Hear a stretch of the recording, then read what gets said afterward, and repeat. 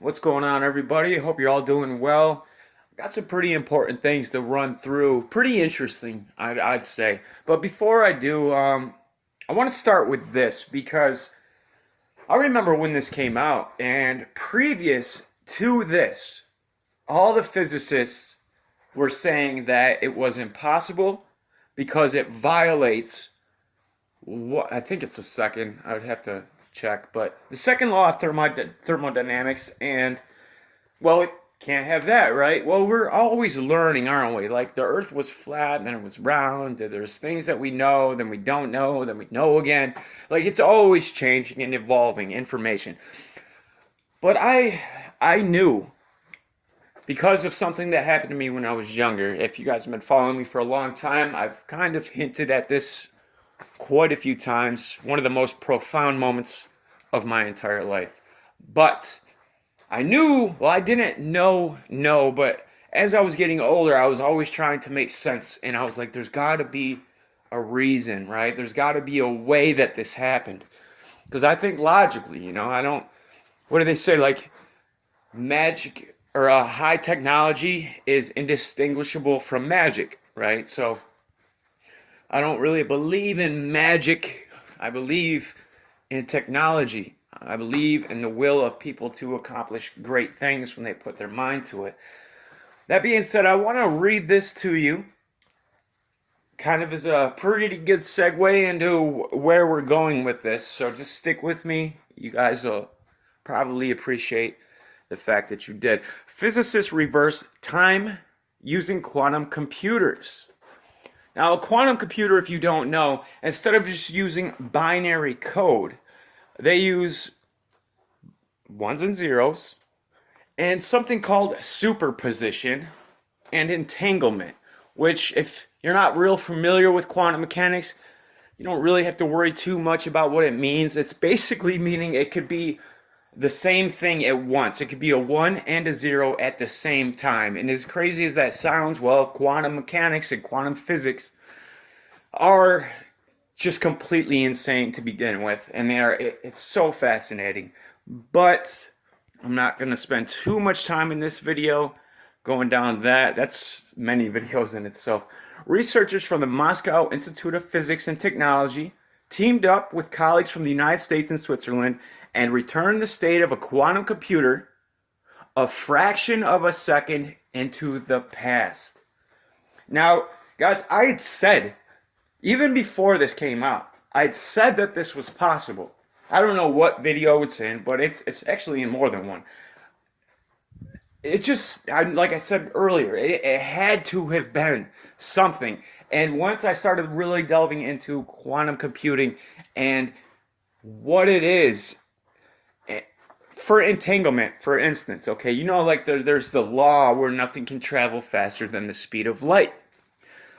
Well, that's not true because, and physicists will admit this now, an entangled particle, when you have two particles that are entangled, it doesn't matter the distance between them. It could be one side of the universe and the other. The instant you move one, let's say clockwise, if they are entangled, the other side of the universe will move counterclockwise instantaneously. Now, normally, that would take trillions of years, right? Trillions of light years for light to travel from one side to the other, but it's instantaneous. Now, they were able to prove this on both sides of the world with, particle accelerators and other things, and they figured out that entanglement, well, Einstein calls it spooky action at a distance because he couldn't figure it out. He said it just doesn't make sense. And as we're moving forward into this quantum physics realm, it's starting to make more and more sense, and we're starting to be able to utilize these technologies to our benefit or our detriment. They also calculated the probability that an electron in empty interstellar space will spontaneously travel back into its recent past. The study is published in Scientific Reports. Now, before time travel, ever really, whether or not it exists, I mean, we can't say definitely one way or the other. But even with the technology that we have right now with quantum computing, theoretically, we would be able to send messages in the past, information, using the same capabilities that quantum computing run off of. We could send information into the past. Now, how we would do that, there would have to be some type of receiving mechanism, whether it be like the oldest ham radio or whatever, and it was in Morse code, whatever the case is, you'd have to find something technologically able to receive a signal, and then you could actually, like, literally send messages back in time. Now, why am I bringing all this up? And I could keep going through some of these articles with you guys. Here's one from Newsweek. I mean, this was a big deal when it came out, and I was happy because at the time, I think I got more thumbs down in that video than I had thumbs up, and a lot of people were like, you know, I'm used to it though. Like, oh, you're crazy. That's well, not, but a year and a half, maybe 2 years later, this happened, right, in 2019, and it was proven that they can do it, right? Just like anything else, they can perfect it, and as they do, they'll be able to go further and further back. But they were able to reverse time with a quantum computer. That's the key. Now, one of the strangest things, I'm sure a lot of you might remember from the onset of the election back in 2016, even before, when the book, The Last President, right? The Last President, and there's another one, I think it's like the Wonders of Baron Trump, or the Marvelous Tale of Baron Trump. I've read both of these books. I wrote Baron Trump's Marvelous Underground Journey and The Last President. You can find them both at the Library of Congress, even though Snopes originally tried to fact check this and say it was false, only to have to come back on their own fact check and fact check that and saying, well, yeah, sorry, we made a mistake, because it's in the Library of Congress and it's been there for a long time. The information in these books cannot be chalked up to coincidence. I mean, believe me, like, I am a man of science, and I understand that coincidences happen, right? Synchronicities take place. But when they happen over and over and over and over and over, you got to start looking at it in another light. You got to say, well, wait a minute, you know, there might be something else here. So what could possibly explain it? And the only thing that I have now is that I just showed you in the beginning of this. But let me run through this, guys, just so in case you don't have a background into this, I want to run through it because it's important to understand this, to get an idea of where we are and where we are headed. In 1890, author Ingersoll Lockwood wrote 2 books that highlighted with pinpoint accuracy, and it is pinpoint accuracy, our current political situation. These 2 books are Baron Trump's Marvelous Underground Journey and The Last President. In Last President, 1896, there is an underdog that ran for president who no one believed he would win. He lived on Fifth Ave in New York, and Trump Tower is on Fifth Ave. There were riots and protests all over the land as a result of his presidency. His Secretary of Agriculture was named Lefay Pence. In Baron Trump, 1893, he lives in Castle Trump and is a wealthy aristocrat guided by the master of all masters called Don to find Goggle-Land, somewhere in the middle of Russia, which is described as a world within a world where everything is made of silver with marble roads. Disreputable fact-checking site Snopes attempted to debunk these books, but were forced reluctantly to admit they are real. And they are. You can read them for yourselves. Some conspiracy theorists have concluded that Trump and his son must be time travelers, pointing out uncanny connections to John Titor's story and Tesla. Now, guys, I strongly believe that all of these things are tied in. And the more research I do into this, it really is starting to paint the picture that there is a lot more going on here than I think really anybody is willing to admit. The Last President opens in New York City on November 3rd, 1896, with the announcement of the newly elected President of the United States, who happens to be an outsider candidate, right? He's not part of the club. He was not part of the clique. And that is evident by the way the mainstream media goes after him, right? He's not a part of the tribe. So, therefore, he's not in the club. Now, I'm not a Trump supporter, guys, but I tell you what.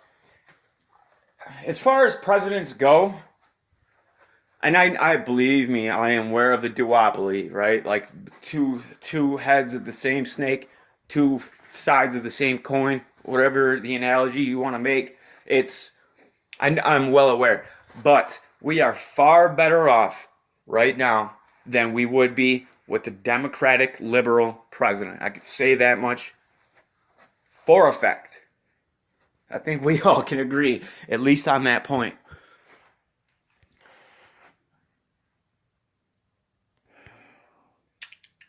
United States, who happens to be an outsider candidate, the candidate who represented the common man, who would liberate the people from the grip of the bankers and undo the bad business of years of unholy union between barters and sellers of human toil and the lawmakers of the land,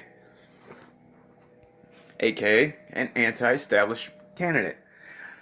The very first page describes New York in turmoil over the announcement, with mounted policemen yelling through the streets, "Keep within your houses, close your doors and barricade them." The entire East Side is in an uproar. Mobs of vast size are organizing under the lead of anarchists and socialists and threaten to plunder and despoil the houses of the rich, who have wronged them for so many years. If that does not draw a 110% parallel to what is taking place right now and what will be taking place come this election, like I've said, guys, with everything, and this is what's going to lead me more into this video, so please stick with me to the end. With everything that's taking place, with this pandemic, with all the moves they're making, with the technology and building this invisible prison all around us, when this election happens, regardless of the results, there's going to be a civil war. And the second wave will already be in place. They will not want people protesting. They will bring in the military. There will be martial law. These are things that will happen. They are coming. You don't have to be a prophet. You don't have to be psychic. All you have to know is how things have been going, what outcome that led to, how many times that's occurred, and do we see a pattern from it? And yes, of course we do. And we know the agenda. We know what's coming. And at this point, it's just a matter of time. As the riots advance upon Madison Square, the book reads, "The Fifth Avenue Hotel will be the first to feel the fury of the mob." What'd they just do? Right? They painted Black Lives Matter right next to Trump Tower, right on Fifth Avenue, right? Do you think when this election, if Trump wins again, what do you think is going to happen? There are many theories floating around the internet. Some say Baron Trump is actually Lockwood, who traveled through time to write about his adventures. Others believe Steve Bannon is a 50-year-old Baron Trump, and they're time traveling together. Another believes we are all Barons, and Barron is all of us. And some of us are simply chalking it up to 2017 having a competition with itself to just see how weird it can get. So there's that, but I really encourage you guys to. That doesn't even give it justice. Um, it was written in a different time, so it's a little bit of a more difficult read. But once you, like anything, once you get the hang of it, right? Like a couple chapters in, you're gonna be able to read it just like any other book. I promise you that. I almost put it down. Be straight up with you. I was like, I don't know, it's. But I kept going through it, and then I'm glad I did because you get used to it, and then you're able to read it just like anything else. And I really encourage you guys to because, like I said, the parallels are just uncanny. They really are. The Civil War election. I'm surprised I don't see a lot more about this. Maybe because it's still kind of far down the road and everybody's real nearsighted and they don't really think things through that far. But this is definitely where we are heading. There's no way with the current climate, and I don't see that going down, right? Things are just going to get worse because of the people that are pulling the strings, because of this pandemic that's taking place. There is no silver lining at the moment, right? I mean, it's to me it was obvious once the last solar eclipse happened, and it was 7 years until the next solar eclipse, right? And there'll be signs in the heavens. Like that was, I don't know, it seemed like a pretty good time to start the 7 year tribulation. For the first time in modern history, the presidential election will be a choice between a party that loves America and a party that hates America. That's absolutely true. That's absolutely true.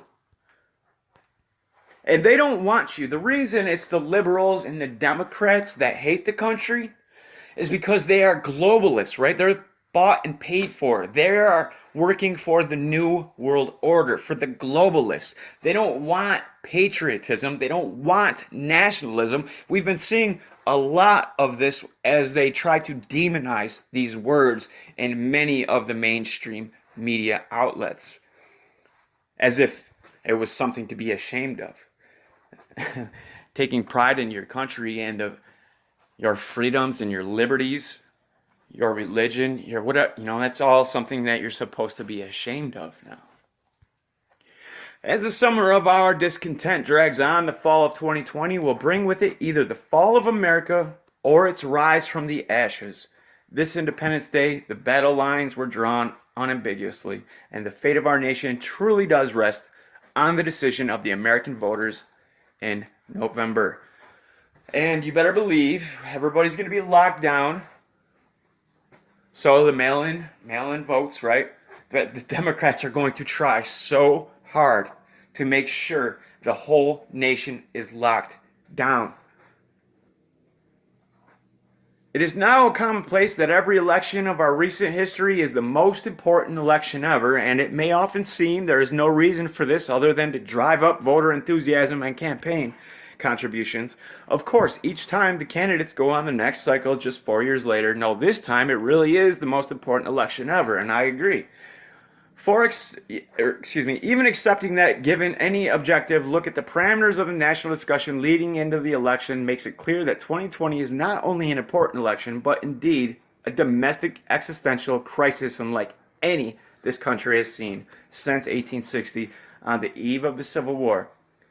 For the first time in modern history, the presidential election will be a choice between a party that loves America and a party that openly hates it. And that's it. I don't need to keep going on. We know the polarity, right? We know how much these two sides not only are breaking away from any types of resolution to find common ground, but they're at the point now where it's so much spite and hate, disgust with the other side, right? It's of course the old divide and conquer strategy. It's what they've always used, except people really do hold true to their values and act accordingly. So regardless of what is being done at the top and what strings are being pulled to get people to act a certain way, the fact remains that people still are their own person and tend to take things personal. And they will come this election regardless of the results. You can just really imagine if Biden wins, for an example.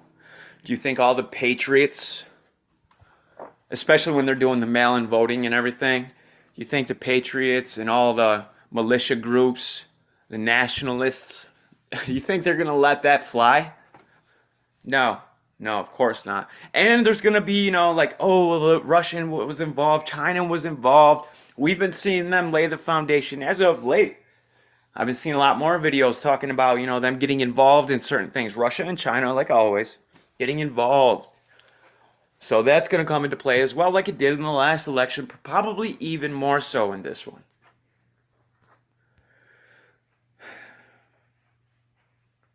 President Donald Trump has given many significant speeches over the course of his first 4 years in office. Until now, the general consensus has been that his greatest speech, most likely, was the one he gave in Warsaw almost exactly 3 years ago.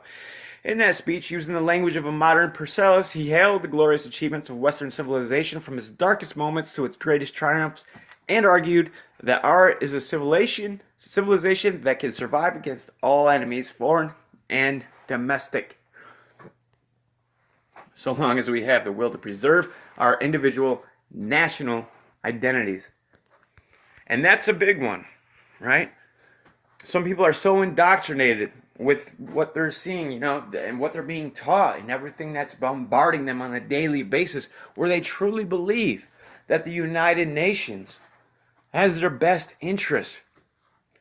When we know that this has been a centuries old, maybe millennia old plan to literally take over the world. But anything of that kind of grandeur with that much weight to it is going to sound ridiculous no matter what. Oh, trying to take over the world. That's exactly out of their own mouths what their intention was. And we're past that. There's no more debate about that. We see what's happening. And if you don't by now, you're part of the problem. United States preps for a tremendous burden of flu and COVID hit at once, right? While these elections are taking place. We've been seeing how they're getting everybody used to the idea that there's going to be multiple viruses to deal with. It's going to be chaos, guys, like we cannot even imagine right now. And on top of this, why do you suppose they had the whole defund the police movement going on, right? Because it's not organic. We know nothing about that is organic. So what's the reason? Well, at one point in time, say what you will, but there was a time when you could call the police and they would come to protect you, right? Or at least, I mean, trust me, I am well aware of the police and how they act. But, like, there's a couple bad apples ruin the bunch. There's good cops, there's bad cops. But when they're all being demonized, when they are no longer looked as a respected profession, and all that ego, and all of that bravado that has been built up, now that they're not a respected, where does that go? What does that turn into? Well, they're creating a monster is what they're doing. I hope it backfires on them. I really do. But it's hard to say at this point, guys. The United States health agencies are preparing for a flu season that will be complicated by the coronavirus pandemic, which they don't expect to be mitigated by a vaccine anytime soon. COVID activity is expected to continue for some time. It could place a tremendous burden on an already stretched healthcare system. If coupled with the influenza season that comes each fall, top officials, including Anthony Fauci, director of the National Institute of Allergy and Infectious Diseases, will tell House lawmakers on Tuesday, according to prepared testimony. The testimony contrasts with the recent rhetoric from President Donald Trump, who has pushed to move on from the virus despite almost 120,000 American deaths from COVID-19 and large rises in cases in some states as they reopen. According to the testimony, Centers for Disease Control and Prevention Director Robert Redfield, Fauci, and the Food and Drug Administration Commissioner Stephen Hahn will tell Congress that the duration of the pandemic is unknown and that a vaccine that can be distributed widely isn't imminent, despite Trump's push for one by the end of the year. And you know what Fauci's response to that is? Well, I don't think we could have one by the end of the year, but probably by January 2021. Like, what?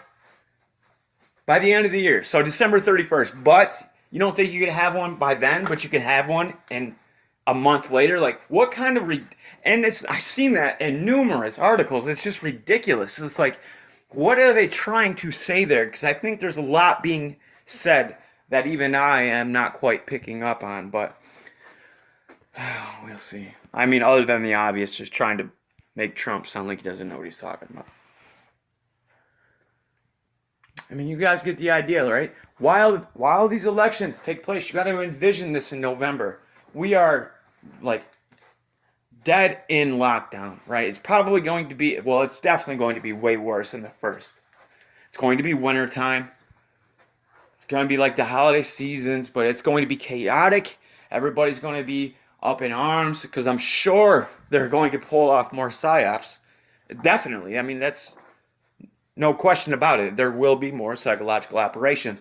And I strongly still believe that there will be a QAnon psyop probably before then. It would almost, to me, it would have to be before then. What? Like I said, we'll wait and see. I don't know. There's a good chance of it, right? They want to demonize the conspiracy theorists. And doing that to QAnon will discredit the rest, especially if they do something dangerous, right? And they'll be like, well, that ideology, that way of thinking, right? That's dangerous. Look what it led these people to do. That's kind of what they did with Pizzagate. That's how they, just one of their tricks, one of their, it's right out of their playbook. Time and time again, we've seen it. To all the great truthers that have been exposing this stuff throughout the years, decades, hats off to you. Because right on the money, really. What else? What else?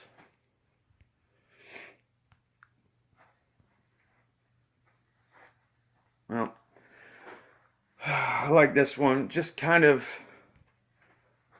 adds to everything else, right? I mean, the mandate, which I live in New York, guys. They're already basically mandating it. The Bar Association, right? The people that really control the way the laws go, even before like legislation and your congressmen get a hold of anything. Like the Bar Association kind of really... They play a big part in introducing frameworks, introducing things to your representatives, if you will. Not that they really represent you, but oftentimes they construct, the foundation and the framework for a lot of these bills. And in this case, in New York, where I live, the Bar Association has really put forward a really draconian mandate of vaccinations, and I imagine it will go through. I'm positive it will, especially with Como behind the helm. I don't know. It doesn't want me to go read this one to you, so I'll skip ahead. So we know that it's more likely it's going to be mandated. And guys, with Operation Warp Speed, I know like we all think that, I don't know, I can't speak for everybody, but myself, I've thought most likely the way that they're going to mandate it is you're not going to be able to go out and participate, right? You're not going to be able to participate in any activities, regardless of what it is. Sending your children to school, going out to see a movie, going to a concert, going out to shop, whatever the case. That may not be. Operation Warp Speed, the more you look into it, and he uses such vague language when he talks about delivering the vaccines, right? What is delivery? Because there's already a chain, right? A supply chain that if you create something, it moves pretty damn quick. You can get it to any pharmacy, any doctor, within a couple of days. So what is he talking about delivering it and make sure that each American can get? Well, with like I said, guys, they will have the ammunition they need with this election. It's going to be chaos, right? And they're not going to want, oh, well, you know what? People can't go and go get the vaccine because, believe it or not, there's going to be a ton of people clamoring to get the vaccine, especially once they start drumming up the fear, right? September, October, especially November, it's going to be bad. It's going to be bad. We haven't seen nothing yet. And it's going to put this country, this world, in more turmoil than we've seen in centuries. And that'll be a perfect opportunity, right? Well, it's not safe. It's not safe to go to these pharmacies. It's not safe to go to these hospitals. We're going to bring the vaccine to you. And guess what? The military is probably already going to be there because of the election, right? Because the protests just won't die down. Guys, do you see the amount of money being poured into Black Lives Matter and Antifa? I mean, millions and millions and millions of dollars. Major corporations spending tons of money. Of course, the same corporations that are lockstep with the New World Order. Although, I mean, that has to be the case, right? Otherwise, they wouldn't be there. You have to get along to go along.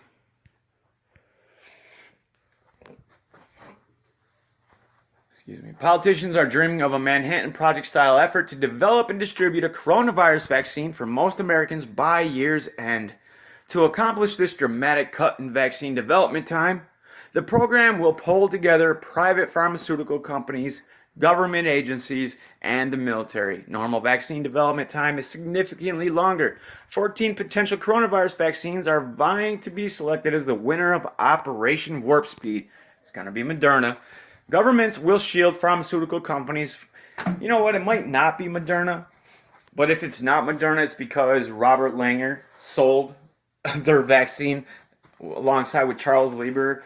The ones that Frank Plummer and Robert Langer and Charles Lieber and Zhao Sengquin and Sheo Shesung, all those guys worked on together. That one, right? The one that Moderna's got, they act like it doesn't exist. It's the same nanotechnology that they've been working on for their life, right? Their whole lifespan as a professional. Jeez, I really, guys, I hope you're digging deep into this stuff. It's just unreal. If you're cheering the government for cutting red tape, think again. Liability shields for crony capitalists and no cost for failure policies guarantee errors will be made. Yeah, right? And that's going to be one of the... oh, well, hey, guys, sorry. We rushed. There was a pandemic, right? Everybody wanted one so bad we had to. We had to. It's horrible. And then, like, they're trying to make... like, half the population doesn't want the vaccine.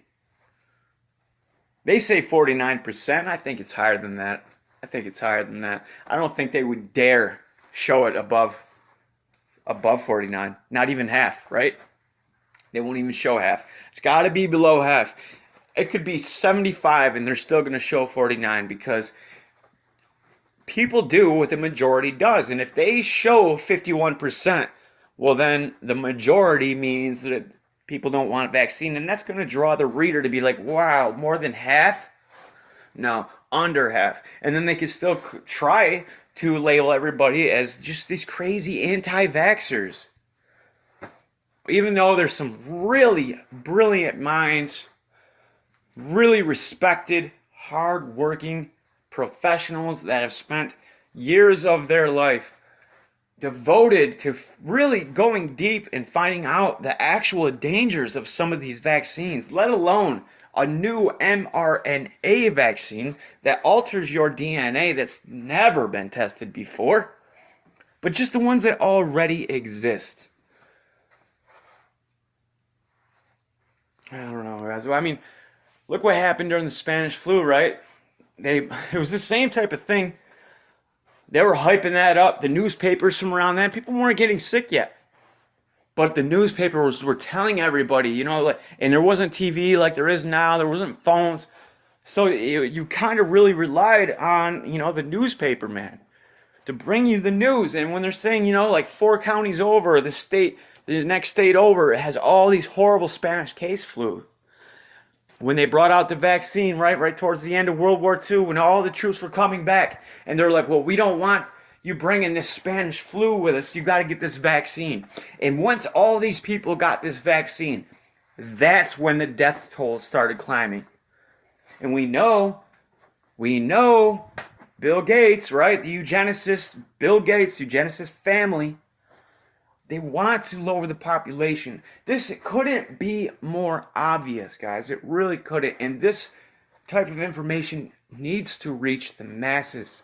The masses, not just in an echo chamber. We really need take the little bit of extra time it might take. And I know you get the pushback, and I don't want you to ruin any relationships you have with your family, your close friends. You're going to need those. You're going to need those, and what we are coming into. But for the other people, just that you really, passersby, an acquaintance maybe, just spend a little bit of extra time. Do what it takes. Try to. You never know. What you may gain ground, you may not. And like I said earlier, you got to kind of agree and then introduce. You can't just oh, no, you're wrong. You can never counter them like that, because it's just they're going to get in a defensive position and they'll never accept anything you're saying once you do that. You have to ease into it. Be like, oh my God, you know what?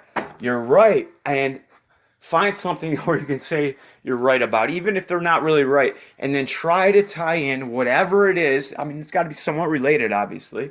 Try to tie that in and be like, yeah, you got a good point. I just seen da da da da da. For instance, somebody's like, yeah, man, I heard something crazy about Bill Gates being this crazy. And be like, yeah,